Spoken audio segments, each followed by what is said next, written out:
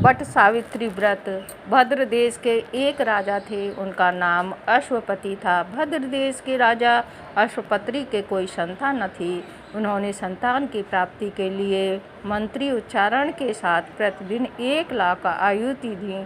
18 वर्षों तक यह क्रम जारी रहा। इसके बाद सावित्री देवी ने प्रकट होकर वर दिया कि राजन, तुझे एक ऐसी तेजस्वी कन्या पैदा होगी। सावित्री देवी की कृपा से जन्म लेने के कारण से कन्या का नाम सावित्री रखा गया।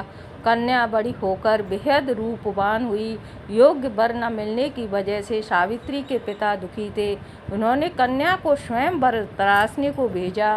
सावित्री तपोवन में भटकने लगी। वहाँ साल्व देश के राजा धूम्रसेन रहते थे, क्योंकि उनका राज्य किसी ने छीन लिया था। उनके पुत्र सत्यवान को देखकर सावित्री ने पति के रूप में उनको वर्ण किया। ऋषिराज नारद को जब यह बात पता चली तो वह राजा अश्वपति के पास पहुँचे और कहा कि हे राजन, यह क्या हो रहे हैं? आप सत्यवान गुणवान हैं, धर्मात्मा हैं और बलवान भी हैं, पर उसकी और बहुत छोटी है। यह अल्प आयु है, 1 वर्ष के बाद उसकी मृत्यु हो जाएगी। ऋषिराज नारद की बात सुनकर राजा अश्वपति घोर चिंता में डूब गए। सावित्री ने उनसे कारण पूछा तो राजा ने कहा, पुत्री, तुमने जिस राजकुमार को अपने वर के रूप में चुना है वह अल्प आयु है। तुम्हें किसी और को भी अपना जीवन साथी बनाना चाहिए। इस पर सावित्री ने कहा कि पिताजी, आर्य कन्या अपने पति को एक बार ही वरण करती है, राजा एक बार ही आज्ञा देता है और पंडित एक बार ही प्रतिज्ञा करते हैं और कन्यादान भी एक ही बार किया जाता है। सावित्री हट करने लगी और बोली, मैं सत्यवान से ही विवाह करूंगी। राजा अश्वपति ने सावित्री का विवाह सत्यवान से कर दिया। सावित्री अपने ससुराल पहुँचते ही सास ससुर की सेवा करने लगी। समय बीतता चला गया। नारद मुनि ने सावित्री को पहले ही सत्यवान की मृत्यु के दिन के बारे में बता दिया था। वह दिन जैसे जैसे करीब आने लगा, सावित्री अधीर होने लगी। उन्होंने 3 दिन पहले से ही उपवास शुरू कर दिया। नारद मुनि द्वारा कठिन निश्चित तिथि पर पितरों का पूजन किया। हर दिन की तरह सत्यवान उस दिन भी लकड़ी काटने जंगल चले गए। साथ में सावित्री भी गईं। जंगल में पहुंचकर सत्यवान लकड़ी काटने के लिए एक पेड़ पर चढ़ गए। तभी उसके सर पर तेज दर्द होने लगा।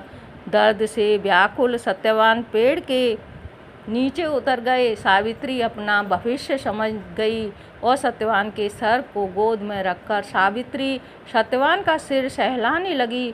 तभी वहाँ यमराज आते हैं। यमराज अपने साथ सत्यवान को ले जाने के लगे। सावित्री उनके पीछे आने लगे।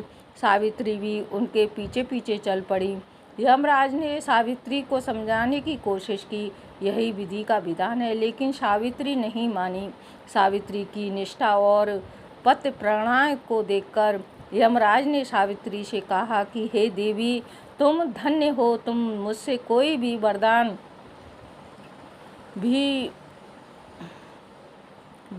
भी दे दिया। सत्यवान के पीछे पीछे चल रही यमराज ने कहा, देवी तुम वापस जाओ। सावित्री ने कहा, भगवान, मुझे अपने पति देव के पीछे पीछे चलने में कोई परेशानी नहीं है। पति के पीछे चलना मेरा कर्तव्य है। यह सुनकर उन्होंने फिर से उसे एक और वर मांगने के लिए कहा।